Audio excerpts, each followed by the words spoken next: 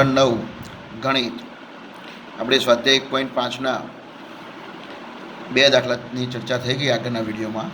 હવે આજે દાખલા નંબર 3ની વાત કરીએ. યાદ કરો કે દાખલા નંબર 3 યાદ કરો કે પાઈને એક વર્તુળના પરિઘ સી અને તેના વ્યાસ ડી ના ગુણોત્તર તરીકે દર્શાવવામાં આવે છે. એટલે કે પાઈ બરાબર શું થાય? C/D. તે વિરોધાભાસી છે કારણ કે પાઈ એ અસમય સંખ્યા છે. આ વિરોધાભાસનો ઉકેલ કેવી રીતે લાવશો? મેં આ દાખલાની આપણે ચર્ચા કરીએ. એને કીધું પાઈ બરાબર C/D. વિરોધાભાસી કેમ કીધું એને? એની પહેલાં ચર્ચા કરીએ. કારણ કે પાઈ એ અસમય છે, આપણે જાણીએ છીએ. જ્યારે C/D એટલે P/Q શરૂ થયું એટલે સમય સંખ્યા થઈ. તો અસમય સંખ્યા બરાબર સમય સંખ્યા કહી શકાય નહીં, એટલે એ વિરોધાભાસી શબ્દ એને વાપર્યો. પણ હવે આપણે એની ચર્ચા કરી લઈએ, બરાબર? તો હવે જોઈએ.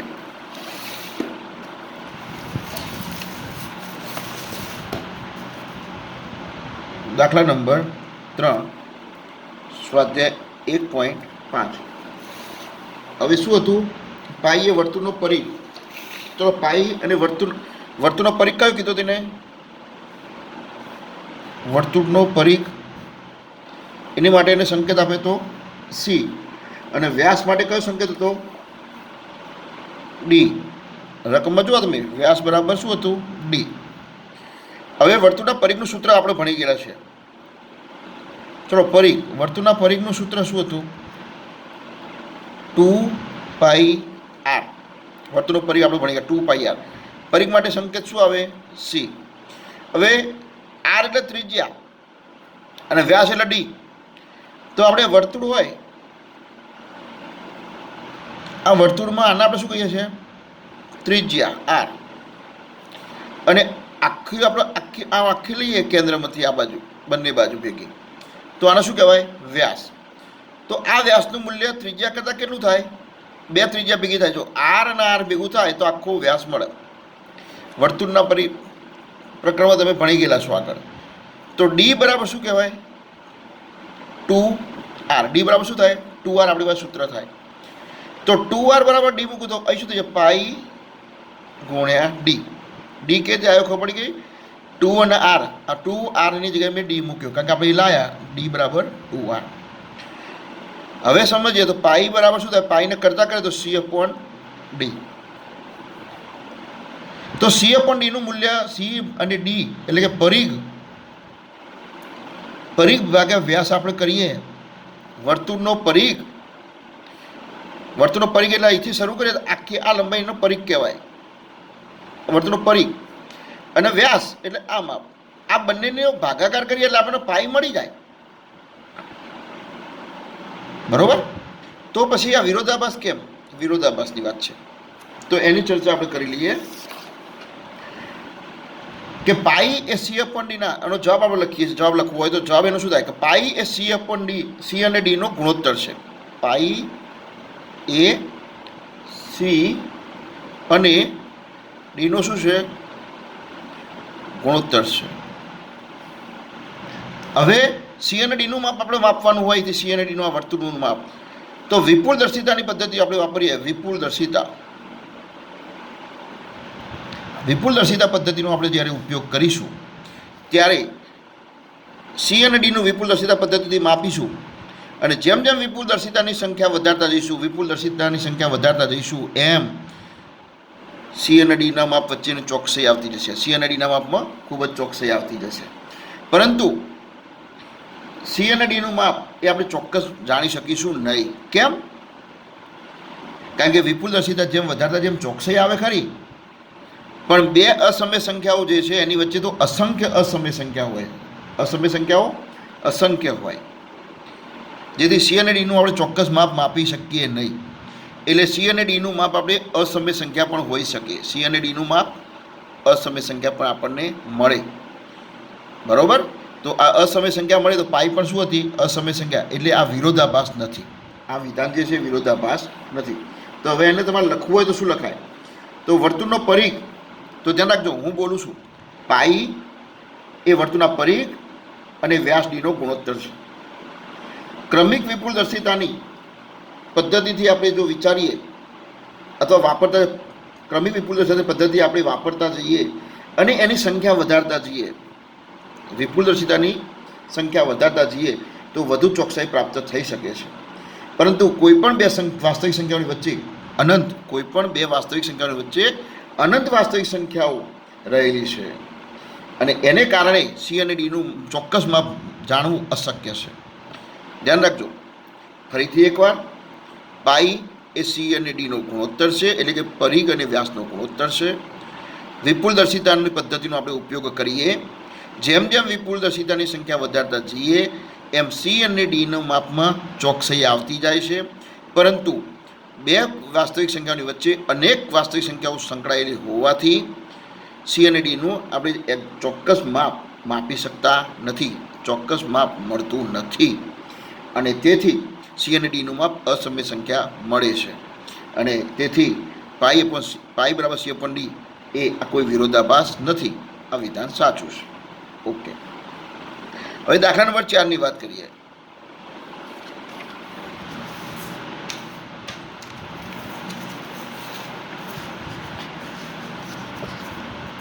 વર્ગમૂળમાં 9.3 ને સંખ્યા રેખા ઉપર દર્શાવવાનું. જો 9.3 વર્ગમૂળ, અત્યાર સુધી આપણે બધી સંખ્યાઓ સંખ્યા રેખા ઉપર વર્ગમૂળમાં 3, વર્ગમૂળમાં 5, વર્ગમૂળમાં 7 આવી ગઈ.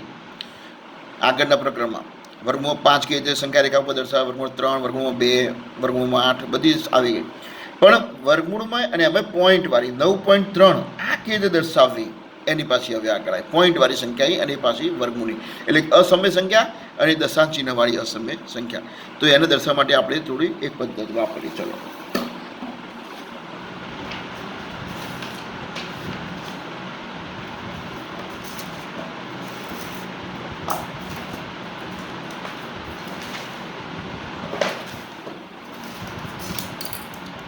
એટલે હવે ચલો, વર્ગમૂળમાં 9.3 આ મારે દર્શાવો સંખ્યા રેખા ઉપર. તો પહેલાં મારે એક 9.3ની, હવે જો આ સ્કેલ માપ વડે આપણે 9.3 માપ લેવું પડશે. હવે તમે સમજી શકો છો ઉપરનો દાખલો જે હતો એ દાખલાનો, કારણ કે 9.3 લેવું એ આપણા માટે એકદમ ચોકસાઈથી લઈ શકાય એમ નથી. એનું કારણ છે કે આ પોઈન્ટ જે મોટો હોય અને 9.3 એટલે ખૂબ બારીક વસ્તુ છે. એટલે બે અસમય સંખ્યાઓની વચ્ચે ઘણી અસમય સંખ્યાઓ રહેલી હોય, બરાબર. એટલે 9.3 આટલું આવ્યું.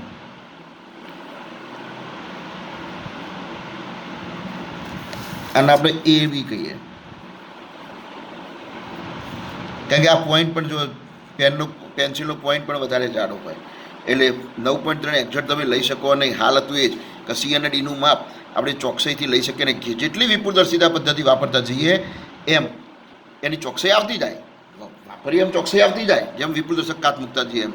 પણ સી અને ડીનું માપ ચોક્કસ મળી શકે નહીં, કારણ કે બે વાસ્તવિક સંખ્યાઓ વચ્ચે અનેક વાસ્તવિક સંખ્યાઓ સંકળાયેલી હોય.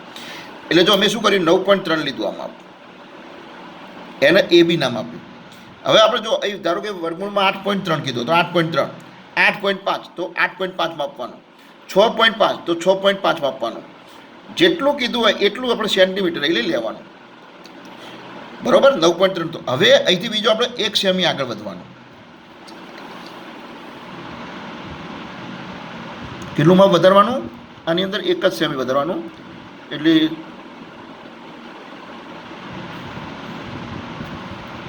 જો મેં 2 થી 3 સુધી એક વધાર્યું, આ 1 સેમી વધારે, અહીં હું સી નામ આપી દઉં. કેટલું લીધું? પહેલાં એ બીનું માપ કેટલું લીધું? 9.3 અને બીસીનું માપ કેટલું લીધું? 1 સેમી. આ કેટલું માપ લીધું? 1 સેમી. બરાબર, ખ્યાલ આવી ગયો?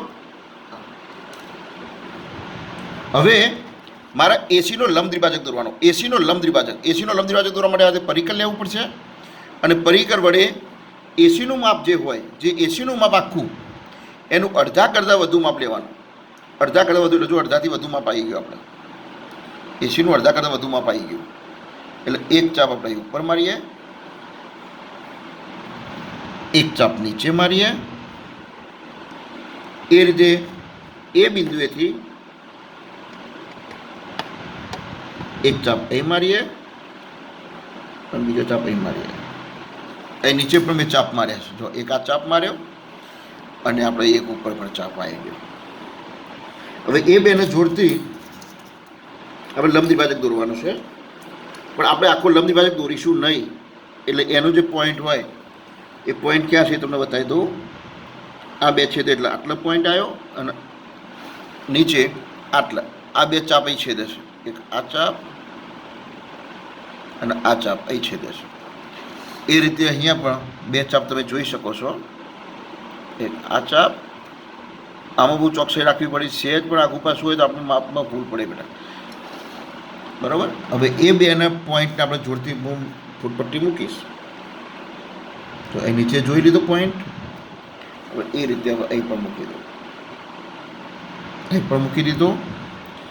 એ બેને જોડતી દોરવાની અને અહીં આગળ ખાલી હું આટલું ભાગ કરી દઈશ એટલે મને મધ્યબિંદુ મળી ગયું. એ મધ્યબિંદુનું હવે પી કહી દઈશ. કોનું મધ્યબિંદુ લીધું મેં? એસીનું. ધ્યાન રાખજો, એસીનું મધ્યબિંદુ લીધું. ચલો આ ખ્યાલ આવી ગયો. હા, હવે પીના પરિકર મૂકી, પી ઉપર પરિકર મૂકવાનું. મધ્યબિંદુ આવી ગયું અને આપણે માપ લેવાનું એસી જેટલું, પીથી એ જેટલું માપ લેવાનું. જો તમને દેખાતું છે, બરાબર.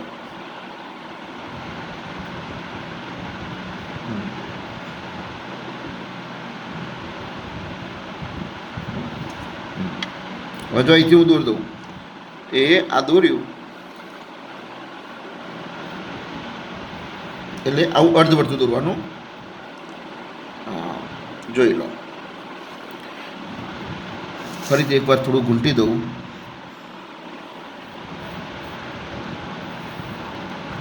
તમને જો અર્ધવર્તુળ મળી ગયું. ક્યાં આગળ મૂક્યું? મેં પી ઉપર પોઈન્ટ મૂક્યો, પરિકરની અણી, અને આ રીતે દોરી કાઢ્યું, અર્ધવર્તુળ દોરી કાઢ્યું.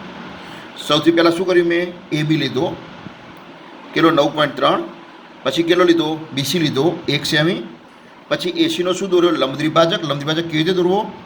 કે સી બિંદુથી અને એ બિંદુથી ચાપ મારવાનો. એ અને સી આ બે છેડા ઉપરથી જેનો આપણે લંબ દ્વિભાજક દોરવાનો હોય, એસીનો લંબ દ્વિભાજક દોરવાનો, તો એ અને સી બિંદુથી ચાપ મારવાના. પણ કેટલું માપ લેવાનું? એસીના અડધા કરતાં વધુ માપ લઈને આપણે ચાપ માર્યા ઉપર નીચે, અને એ ચાપને જોડતું આપણે રેખા બતાવી, તો એ પી બિંદુમાં છેદતી બતાવી, બરાબર. આખી આપણે દોરી નહીં, કારણ કે આપણે આખાની જરૂર હતી નહીં. આમ ગોઠવીને દોરી, પણ દોરવાની જરૂર નહીં, ગોઠવવાનું જ હતું. અને એ પોઈન્ટ લઈ લીધો અને પીથી એનું વાપરીને આપણે આમ મારી દીધું. ચલો આટલું તો તમને આવડી ગયું. હવે બી બિંદુએ ફૂટપટ્ટી મૂકીને એક લંબ દોર દેવાનો. બી બિંદુથી શું દોર દેવાનો? આમ લંબ દોર દેવાનો. અને આને આપણે જીરો, હવે આ સંખ્યા રેખા દોરીએ છીએ. આ સંખ્યા રેખા માટે આને આપણે થોડું વધારી દઈશું, હવે લંબાઈ દઈશું. હવે સંખ્યા રેખા શરૂઆત થઈ ગઈ આપણી. આને થોડી આ રેખાઓ લંબાઈ દઉં, બરાબર. હવે આ માપ જે હતું આને આપણે ડી કહી દઈએ. હવે આ માપ જે છે ને, અહીંથી આટલું માપ, આ માપ તમે માપો તો 9 વર્ગમૂળ 9.3 આવી ગયું. આ માપ વર્ગમૂળ 9.3 કહેવાય. હવે એને આપણે અહીંથી આમ દોરીએ અને આમ માપ મૂકીએ અહીંયા આગળ. એને આપણે શું કહી દઈશું? કહો તમે, કહો તો. કોઈ પણ નામ આપી દઈએ, એ બી સી ડી ઈ આપી દઈએ. તો બી થી સીનું આ માપ જે મળ્યું એ વર્ગમૂળમાં 9.3 આપણને મળી ગયું. તો આ રીતે વર્ગમૂળ 9.3 આપણે દોરી શકીએ. ફરીથી વર્ગમૂળ 9.3 દોરવા માટે શું કર્યું? પહેલાં 9.3 સેમીનો એ બી દોર્યો, ત્યાર પછી 1 સેમીનો બીસી દોર્યો, લંબાઈ 1 સેમી. ત્યાર પછી એસીનો લંબ દ્વિભાજક દોર્યો. આ લંબ દ્વિભાજક જ્યાં છેદે એને શું નામ આપ્યું? પી નામ આપ્યું. પીના કેન્દ્ર તરીકે લઈ, બરાબર, એક એ એસીનો પી નામ આપ્યું. એસીનો લંબ દ્વિભાજક રચ્યો. લંબ દ્વિભાજક રચ્યો એટલે પી બિંદુ મળ્યું. પીથી એપીનું ત્રિજ્યા લઈ એક વર્તુળ દોર્યું, અર્ધવર્તુળ, બરાબર. ત્યાર પછી શું દોર્યો? અહીંથી બીથી બીડી રેખાખંડ રચ્યો અને બીડી જેટલી ત્રિજ્યા લઈ અને બી કેન્દ્ર લઈ વર્તુળ દોર્યું. તો અહીં આગળ ઈ પોઈન્ટ, ઈ બિંદુ મળ્યું. એ વર્ગમાં કેટલો મળ્યો? આપણે 9.3 આપણને એ સંખ્યા મળી.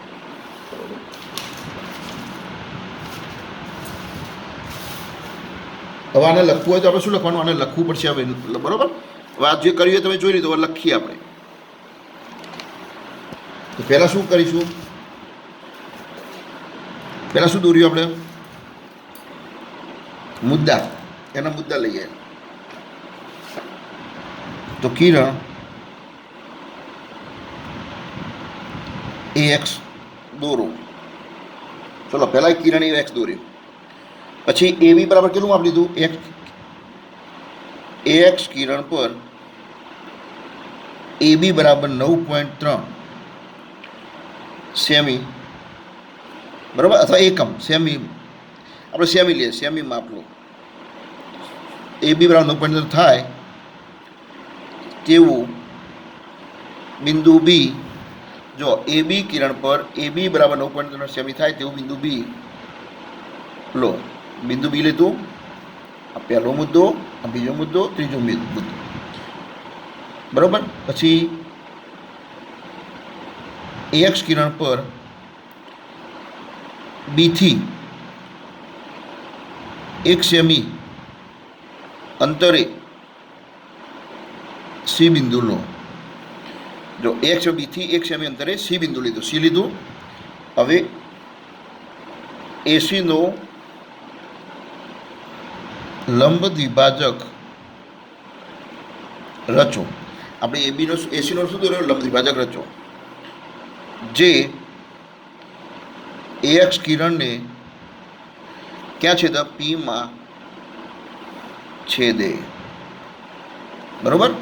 AC રેખાખંડનો લંબ દ્વિભાજક રચો જે AX કિરણને P માં છેદે.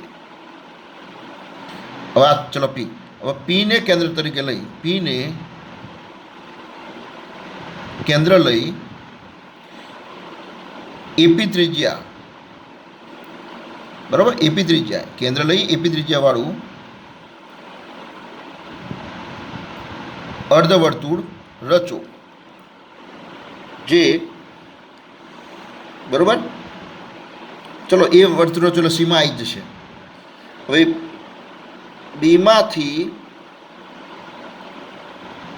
લંબ BD દોરો. બીમાંથી આપણે BD લંબ દોર્યો, બરોબર. બીને સંગત શૂન્ય કહો. ચલો બીને સંગત આપણે શું કહી દીધું? શૂન્ય. બીને કેન્દ્ર તરીકે લઈ અને BD માપનો ચાપ રચો, જે BX કિરણને E માં છેદે, બરાબર. BX કિરણ ક્યાં છેદે? E માં છેદે. તો E આમ સંખ્યા રેખા પર બિંદુ E એ વર્ગમૂળમાં 9.3 થશે. ચલો આખી રચના થઈ. હવે આ રચનાના મુદ્દા જ્યારે લખવાનો ને ત્યારે કોઈ ગોખવાની જરૂર નથી. તમે જે રીતે દોર્યું એ રીતે લખવાનું છે. જો આપણે શરૂઆતમાં શું દોર્યું? કિરણ AX પર AB પર 9.3 સેમી થાય તેવું બિંદુ લઈ લીધું, B લીધું. પછી B થી 1 સેમી અંતરે C લઈ લીધું. AC નો આપણે લંબ દ્વિભાજક રચ્યો, જે P માં છેદ્યો, બરોબર. P ને કેન્દ્ર AB થી અર્ધવર્તુળ રચ્યું. B માંથી BD લંબ દોર્યો ઊભો. પછી બીને સંગત શું કહી દીધું? 0 કહી દીધું, શૂન્ય કહી દીધું. એટલે સંખ્યા રેખાની શરૂઆત પોઈન્ટ આવી જાય. બીને કેન્દ્ર તરીકે BD માપનો ચાપ રચ્યો, જે BX ને E માં છેદે, અને E એ 9.3 થઈ ગયેલું, વર્ગમાં 9.3. એટલે આમાં ક્યાંય ગોખવાનું નથી, જાતે તમારી મૌલિક ભાષામાં લખવાનું છે. રચનાના મુદ્દાથી એમાં લખવાનું એમ જ સારું, બરાબર. ચલો હવે બીજો દાખલો.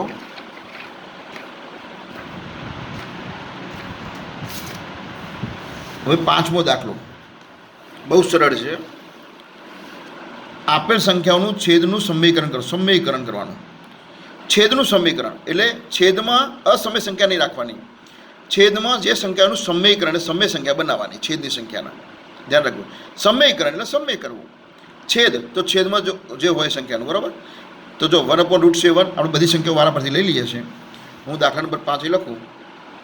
દાખલા નંબર 5 એમાં પહેલી રકમ 1/√7, બરાબર. હવે આનું સમીકરણ મારે કરવું હોય તો છેદનું સમીકરણ કરવું હોય તો છેદની જે સંખ્યા હોય એની કરણી લેવાની. કરણી કરણી એટલે વર્ગમૂળમાં 7 છે તો વર્ગમૂળ 7 વડે ઉપર નીચે ગુણવાનું. તો જો 1/√7 જે હતી એ રકમ લખી દીધી. હવે આની મારે કરણી લેવી હોય તો શું કરવાનું? મારે વર્ગમૂળમાં 7 ઉપર લખવું અને વર્ગમૂળમાં 7 નીચે લખવું. ધ્યાન રાખજો. આપણે છેદનું સમીકરણ કરીએ છીએ, એટલે √7 વડે ઉપર નીચે ગુણી દીધું. બરોબર. હવે છેદ ના ઉડાડાય, ધ્યાન રાખજો પાછા, કારણ કે આપણે સમીકરણ કરવા માટે ગુણાકાર કર્યો છે. હવે ઉપર ગુણાકાર કરો તો 1 અને √7 નો ગુણાકાર શું થાય? 1 અને √7 નો ગુણાકાર શું થાય? √7. અને નીચે √7 અને √7 નો ગુણાકાર કેટલો થઈ જાય? 7. √7 ગુણ્યા √7 7. બે વખત રૂટ એક સરખી સંખ્યા હોય ને તો એ રૂટ જતું રહે. તો જો છેદની સંખ્યા સમય થઈ જાય, આ સમય સંખ્યા થઈ જાય ને 7. ઓકે, આ અસમય રહે પણ આ કેવી રહી? સમય. અને શું કીધું? છેદનું સમીકરણ. એટલે આપણા દાખલો એ પૂરો થઈ ગયો. હવે એમાં બીજી રકમની વાત કરીએ તો 1 નીચે વર્ગમૂળમાં 7 અને 6 આ બીજી રકમ. હવે આનું મારે સમીકરણ કરવું છું તો કંઈ વાંધો નહીં, એને લખી દો. પહેલાં આને લખી દીધું. હવે મારે છેદનું સમીકરણ કરવું છું તો છેદનું સમીકરણ કરવા માટે અહીં ધ્યાન રાખજો, છેદનું સમીકરણ કરવા માટે √7 હતું, √7 વડે ઉપર નીચે ગુણે. હવે અહીં એક પદ હતું તો એક જ પદ વડે ગુણે, પણ અહીં કેટલા પદ છે છેદમાં? 2, તો 2 પદ વડે ગુણવાનું. પણ એટલું ધ્યાન રાખવાનું, આ બેના વચ્ચે અહીં જો ઓછા હોય તો વત્તા વડે ગુણવાનું. ધ્યાન રાખજો. અને વત્તા હોય તો ઓછા વડે. તો જો હું લખું એને સંખ્યા, બીજું કોઈ નવી સંખ્યા લાવવાની નહીં. બહુ સહેલું છે આ તો. જો √7 માઇનસ √6 હતો તો √7 વત્તા √6 વડે ગુણવાનું. માઇનસ તો પ્લસ અને એને જ ઉપર. ચલો ખ્યાલ આવી ગયો? અહીં ઓછા છે તો કોના વડે ગુણવાનું? વત્તા વડે. વત્તા હોય તો શું કરવાનું? ઓછા વડે ગુણવાનું. વિરોધી ચિહ્ન લઈ લેવાનું, કારણ કે તો જ સમીકરણ થશે. તો ચલો હવે ઉપરની સંખ્યાનો ગુણાકાર કરતો 1 ના આના સાથે ગુણે તો કોઈ પણ સંખ્યાને 1 વડે ગુણે તો એના એ સંખ્યા રે આપણે જાણીએ છીએ. તો આ લખાઈ ગઈ. હવે નીચે આ બેનો ગુણાકાર √7 માઇનસ √6, √7 વત્તા √6. હવે તમે આ બેનો ગુણાકાર ખબર પડી ગઈ. બે પદો સરખા, બંને પદ સરખા, એકમાં ઓછા એકમાં વત્તા. તો આપણે સૂત્ર છે નિત્યસમ a ઓછા b a વત્તા b. તો a વર્ગ ઓછા b વર્ગ. તો a વર્ગ ઓછા b વર્ગ, આનો વર્ગ અને આનો વર્ગ કરવાનો. a વર્ગ ઓછા b વર્ગ. તો √7 નો વર્ગ કેટલો થાય? 7 માઇનસ અને √6 નો વર્ગ શું થાય? 6. આપણે આગળ ભણી ગયા. √7 નો 7 અને √6 નો વર્ગ. આપણે a વર્ગ માઇનસ b વર્ગ વાળું સૂત્ર, a વર્ગ માઇનસ b વર્ગ. એટલે √7 નો વર્ગ કરીએ તો 7 અને √6. તો ચલો હવે એ ઉપરની સંખ્યા તો એના એ જ લખો. અને જે 7 ઓછા 6 કેટલા થાય? 1. તો આ સમીકરણ થઈ ગયું. આ દાખલો એ પૂરો થઈ ગયો. એટલે ત્રીજો દાખલો,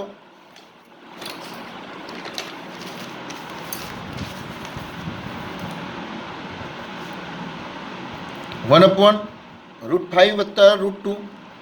ચલો √5 વત્તા √2 છે. હવે આનું સમીકરણ કરવા માટે આપણે એની રકમ લખી દો પહેલાં. હવે આપણે કોના વડે ગુણ કીધું હતું કે જે સંખ્યા હોય એ જ સંખ્યા પણ ચિહ્ન કેવું ને આનું વિરુદ્ધ. તો √5 અને માઇનસ √2 વડે ગુણવાનું. √5 માઇનસ √2 વડે ગુણવાનું. તો ઉપર પણ કોના વડે ગુણવાનું? √5 માઇનસ √2. હવે ચલો ઉપર ગુણાકાર કરતો એકની સાથે કોઈ પણ સંખ્યાને 1 વડે ગુણો તો સંખ્યા એના એ જ રહે. તો ચલો આ તો એના એ જ રહ્યું. હવે નીચે √5 વત્તા √2, √5 માઇનસ √2, a વત્તા b, a ઓછા b. તો સૂત્ર શું? a વર્ગ માઇનસ b વર્ગ. એટલે કે બંનેનો વર્ગ કરવાનો, બંને સંખ્યાનો વર્ગ કરવાનો, વચ્ચે ઓછા લખવાનું. તો √5 નો વર્ગ 5 અને √2 નો વર્ગ 2. તો જવાબ શું આવ્યો? √5 માઇનસ √2 અને 5 માંથી 2 જાય કેટલા થાય? 3. તો એ સંખ્યા પણ પતી ગઈ. હવે છેલ્લો એક દાખલો રહ્યો આપણા આ સ્વાધ્યાયનો, ચોથો. 1 નીચે વર્ગમૂળ 7 માઇનસ 2, વર્ગમૂળમાં 7 માઇનસ 2. ચલો એના એ જ લખી દઈએ પહેલાં. ચલો હવે વર્ગમૂળ 7 માઇનસ 2 લખ્યો. ચલો એની કરણી લઈ લઈએ. આ કરણી લઈએ આપણે.